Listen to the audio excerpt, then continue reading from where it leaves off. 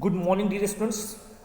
Once again, I am here with chapter number 10, 3 as a table. So, let's begin the story. What do you want? She demanded gruffly. तो जब nighter ने दरवाजा खटखटाया तो उसके बाद वो जो बूढ़ी महिला ने दरवाजा ओपन किया तो उसने ग्रफली उसने रफ वॉइस में कहा, रफ आवाज में उसने कहा कि आप क्या चाहते हैं? I have lost my way, I said civilly. civilly. तो नाइटर ने कहा कि I have lost my way. उसने कहा मैं अपना रास्ता खो चुका. I said civilly. civilly means politely. तो नाइटर ने पोलाइटली उस लेडी से कहा कि मैं अपना रास्ता भूल चुका हूँ, खो चुका हूँ. I want to get to Asheville. उसने कहा कि मुझे कहाँ जाना है? एसविले पहुँचना है. नाइटर ने उस महिला से कहा, नाइटर ने उस महिला से पोलाइटली कहा कि मैं अपना रास्ता खो चुका हूं और मुझे कहाँ जाना है? एसविले जाना है. Do not know it, said the old woman. उस बूढ़ी महिला ने कहा कि मुझे इसके बारे में नहीं मालूम, मैं इसके बारे में नहीं जानती. She was about to close the door, और वह तभी दरवाजा बंद करने ही वाली थी. उस बूढ़ी महिला ने कहा कि मुझे नहीं मालूम है कि ये जगह कहाँ है, और इतना कहने के बाद वो बूढ़ी महिला दरवाजा बंद ही करने वाली थी. When an old man of great height emerged from a room and came towards us.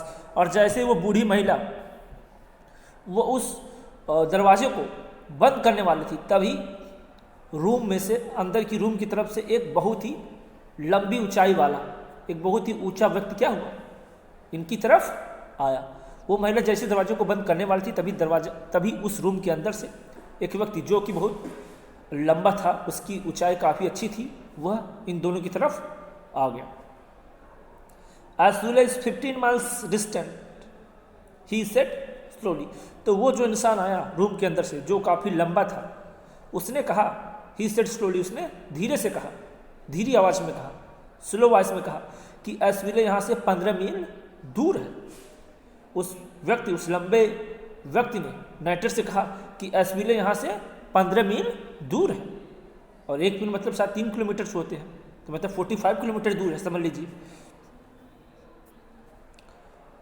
If you will direct me to the nearest village I shall be grateful, I remarked. तो राइटर ने उससे कहा, उस व्यक्ति से कहा, उस लंबे व्यक्ति से कहा कि यदि आप मुझको सबसे नज़दीक का कोई गांव बता देंगे तो मैं आपका बहुत बड़ा आभारी रहूँगा. जब उस व्यक्ति ने कहा कि एसविले यहाँ से 15 माइल्स दूर है, तो नाइटर ने कहा कि यदि आप मुझे नज़दीक का सबसे कोई गांव बता देंगे तो मैं आपका बहुत बड़ा आभारी रहूँगा, आपकी बहुत बड़ी कृपा होगी मेरे ऊपर. She made no reply. तो उस व्यक्ति ने कोई भी रिप्लाई, कोई जवाब नहीं दिया. But exchange a quick cautious glance with the woman. लेकिन उसने क्या किया, उसने जवाब देने के बजाय उसने उस महिला की तरफ क्या किया, देखा. ठीक, दोनों एक दूसरे को देख रहे थे, इशारा करते. सी made a gesture of disagreement. और शायद उसने, उस व्यक्ति ने उस बूढ़ी महिला को कुछ कहा, उसको कुछ इशारा किया, और वो जो महिला थी उसने क्या किया, वह उससे क्या थी, सहमत नहीं थी. शायद वो जो व्यक्ति था वो उस बूढ़ी महिला से उसने कुछ कहा, ठीक, या उसने उसको संकेतों से कुछ कहने की कोशिश की, लेकिन वो जो बूढ़ी महिला थी उसके हाव भाव से ये लग रहा था कि वह इसकी बातों से सहमत नहीं थी. उसने उसकी बात को नकार दिया, वो असहमत हो गई. The nearest place is 3 miles off, he said turning to मी.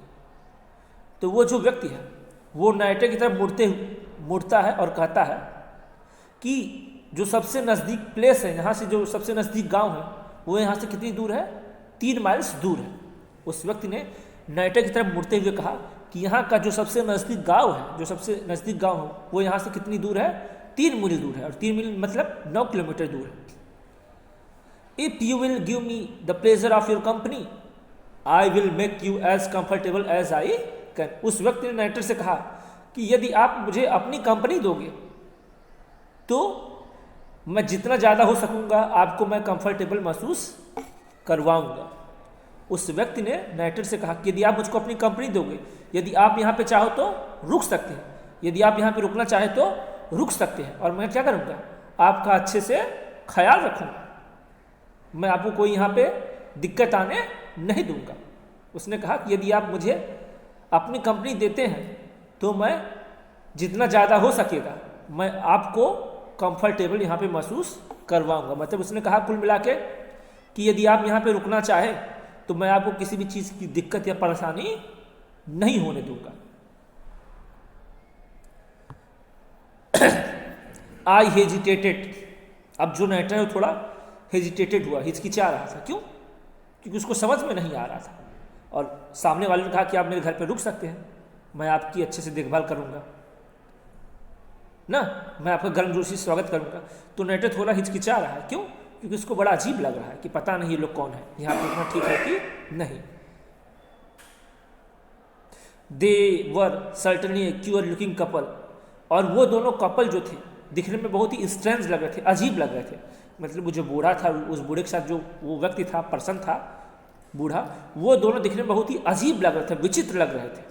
इसीलिए नरेटर हेजिटेट हो रहा था, हिचकिचा रहा था, रुकू की न रुकू।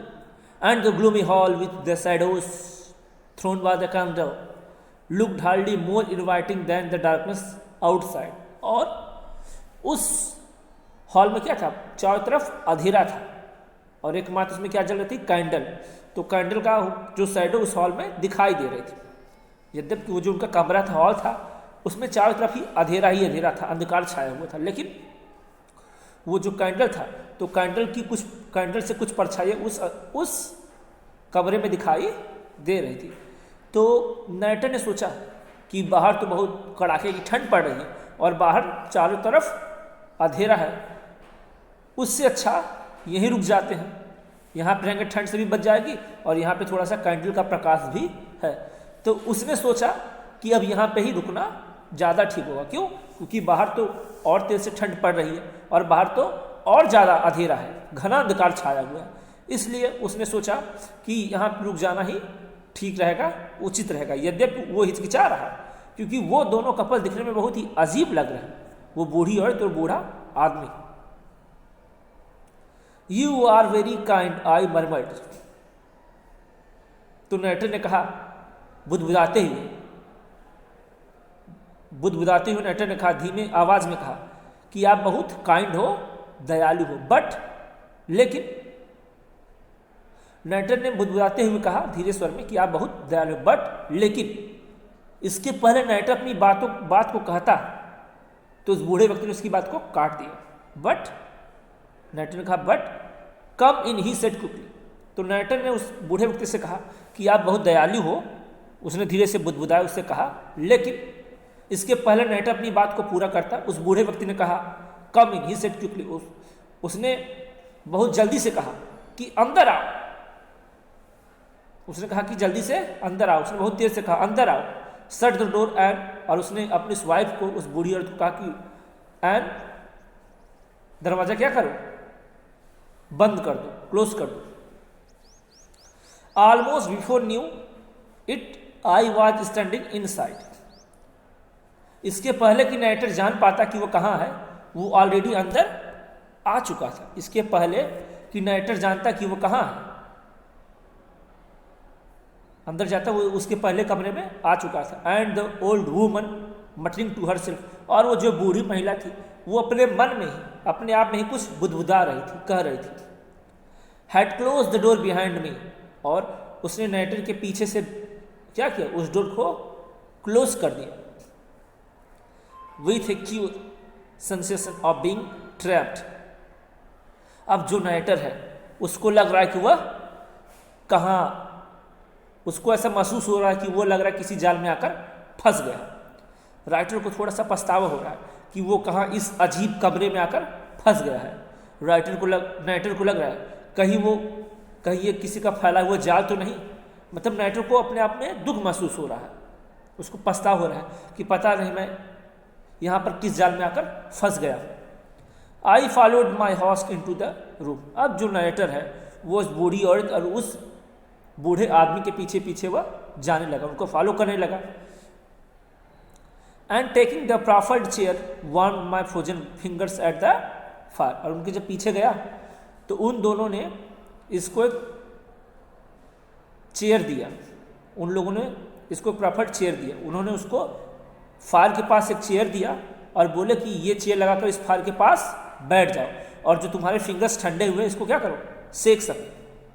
तो उनके सब पीछे पीछे जाता है और वो दोनों उसको फायर के पास लेकर जाते हैं, आग के पास लेके जाते हैं और वहीं पर उसको बैठने के लिए एक चेयर देते हैं और कहते हैं कि इस चेयर में बैठकर आप अपने इन ठंडे और जमे हुए हाथों को, उंगलियों को सेक सको। Dinner will soon be ready said the old man, बूढ़े व्यक्ति ने कहा कि डिनर बहुत जल्दी तैयार हो जाएगा। उस बूढ़े व्यक्ति ने कहा कि भोजन, रात का भोजन बहुत जल्दी क्या हो जाएगा, तैयार हो जाएगा।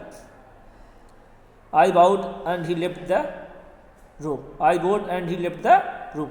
तो नाइटर ने सिर झुकाया, उसने कहा कि बूढ़े व्यक्ति ने कहा कि भोजन बहुत जल्दी तैयार हो जाएगा, तो नाइटर ने भी ऐसे सिर झुका लिया, हाँ। और इतना कहने के बाद वो बूढ़ा व्यक्ति वहाँ से चला गया, रूम छोड़ के चला गया।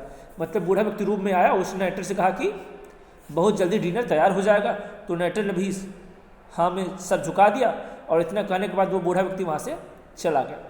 A minute afterward I heard voices, और 1 मिनट के बाद राइटर ने कई वॉइसेस सुनी। 1 मिनट के बाद राइटर को कई सारे आवाज़ सुनाई दी। हिज एंड ओल्ड वुमन्स, उन कई आवाज़ों में उसने किसकी आवाज़ को सुना, उस बूढ़े व्यक्ति की और बूढ़े महिला की भी आवाज़ को सुना। And I fancied A third, और राइटर को ऐसा लगा कि उस बूढ़ी औरत और बूढ़े व्यक्ति के अलावा कोई और तीसरा भी है जिसकी आवाज़ आ रही है। 1 मिनट बाद राइटर को कुछ अजीब सी आवाज़ें सुनाई दी। तो उसने किसकी आवाज़ को सुना, वो आवाज़ उस बूढ़ी महिला की थी और उस बूढ़े आदमी की थी। इसके अलावा उसको किसी और तीसरे व्यक्ति की भी आवाज़ सुनाई दे रही थी, लेकिन वो तीसरा कौन था उसको समझ में नहीं आ रहा था। 2 लोग को तो जाना था, लेकिन उसको किसी और तीसरे की भी आवाज़ सुनाई दी। Before I had finished my inspection of the room he returned, तो जो नरेटर था वो रूम में क्या कर रहा था, विजिट कर रहा था, घूम रहा था, पता लगा रहा था कि आखिर वो तीसरा व्यक्ति कौन है जिसकी आवाज़ आ रही है। इसके पहले नरेटर यह पता लगाता कि वो तीसरा इंसान कौन है। वो जो बूढ़ा व्यक्ति था वो नरेटर के कमरे में आ गया and regarded me with the same strange look I had noticed before. इसके पहले नरेटर रूम में जाकर यह पता लगाता कि यह तीसरा व्यक्ति कौन था, उसके ही पहले वो बूढ़ा व्यक्ति उस कमरे में आ गया और उसने नरेटर की तरफ बहुत ही अजीब निगाहों से देखा, विचित्र ढंग से देखा, जैसा कि उसने पहले देखा था नरेटर को। There will be 3 of us at dinner, he said। उस बूढ़े व्यक्ति ने नरेटर से कहा कि डिनर के टाइम पे हम लोग कितने लोग होंगे, 3 लोग होंगे। उस बूढ़े व्यक्ति ने नरेटर से कहा कि डिनर के टाइम पे हम लोग 3 लोग होंगे। वी 2 and my son, उसने कहा हम 2 और मेरा बेटा। उस बूढ़े व्यक्ति ने कहा कि डिनर के टाइम पे 3 लोग होंगे, हम 2 और मेरा बेटा भी होगा। I suppose you don't mind dining in the dark, he said abruptly. उसने अचानक कहा, उस बूढ़े व्यक्ति ने कहा कि आप अंधेरे में डिनर करना बुरा नहीं मानो, क्योंकि वहाँ पे अंधेरा ही था। तो उस बूढ़े व्यक्ति ने कहा कि आपको बुरा नहीं लगेगा, ठीक, आपको अंधेरे में डिनर करने से कोई प्रॉब्लम नहीं होनी चाहिए, आप बुरा नहीं मानेंगे। क्यों? क्योंकि डिनर हमको कहाँ करना है, अंधेरे में, तो अंधेरे में डिनर करने पे आप बुरा नहीं मानेंगे। Not at all, I replied. तो नरेटर ने भी कहा, हाँ, नरेटर भी ने कहा कि नहीं, नरेटर ने भी कहा हाँ ठीक है, मुझे अंधेरे में